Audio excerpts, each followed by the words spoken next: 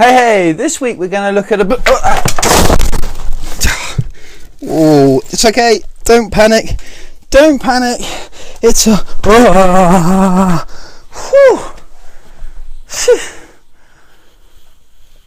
was a rather unlucky sequence of sequential happenings in a row. Speaking of which, this week's book is a series of unfortunate events written by Lemony Snicket, an absolutely fantastic pen name.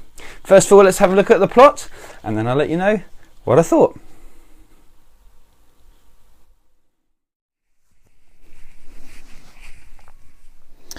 A series of unfortunate events, the bad beginning, book the first.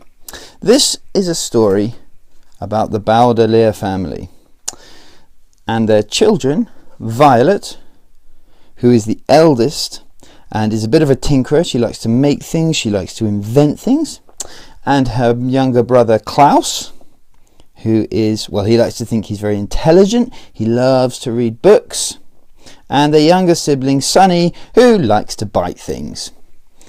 We don't actually meet their parents because at the beginning of the book the children are met by Mr. Poe, a rather dour bank manager who looks after the family fortune, and he tells the children unfortunately their parents have passed away in a fire. So Mr. Poe takes in the children and looks after them while they try and find another family for them to live with.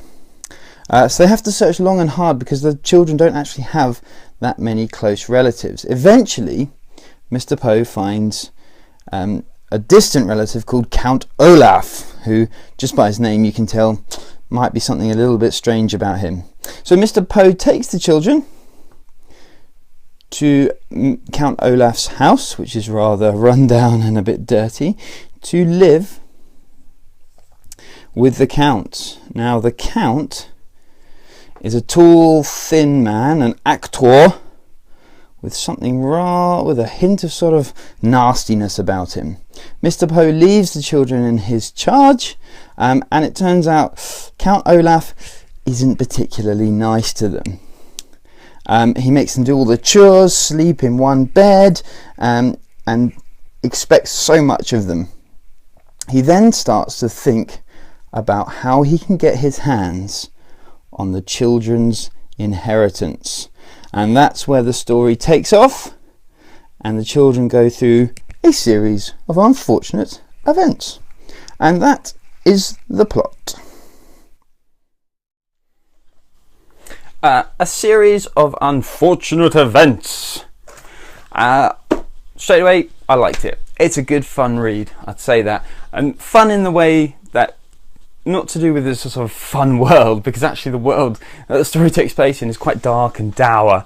It's so that kind of, I find it really difficult to describe that kind of genre, that kind of setting. It's like Victorian dourness in a modern world. It's not quite steampunk, but it's that. It really reminded me of another book called The Thornweight Inheritance, which I might talk about a little bit later. But it's a good book. It's got a great story.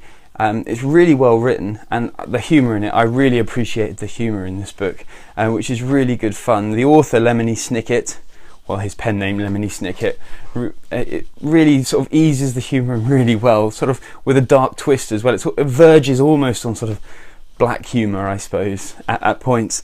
He has this sort of habit of describing in a sort of dictionary way each of the more obscure words that he uses, and when it really works well is when he puts it in the context of what's happening, and it's quite funny. It's that kind of dry, almost sort of British humour of what's happening, and that's really good fun.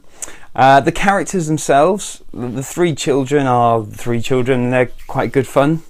They're really good characters. They're written well. They're funny, and you can kind of relate to them in that way, that they're going through difficult times, but also they've got that sort of stiff upper lippedness of themselves, which is great. And the baby's always a good laugh, especially when we get a sort of translation from the author about what the baby's actually talking about. Count Olaf. I really like Count Olaf, and he wasn't just a sort of comic book villain. He was actually really nasty in a sort of clever way. There wasn't, at times you thought, oh, you know, there's some redeeming features. No, there's no redeeming features about this character. He's just evil in a very sort of clever way, sort of no unremorseful, which was really, really well written. I really like Count Olaf in this story, just uncaring. So it's a really good fun read. It's interesting. It's got a good mix of story, humour and mystery. The only thing I didn't like about it, and I think it suffers a little bit from what I'm going to now call first book in the series-itis. I've got to come up with a more catchy name than that. But this is obviously the first book in a series of books. And a lot of books. And up to like the last scene, the last act, it was really building up well. I was really enjoying the story, and then the last bit just went blah, a little bit. It went meh, and I was a bit disappointed with the last sort of act. It just kind of sort of faded and fizzled, and things happened that just didn't seem in keeping with the story that much. I mean, it didn't ruin the experience for me, but I was hoping for a little bit more. That's just me though.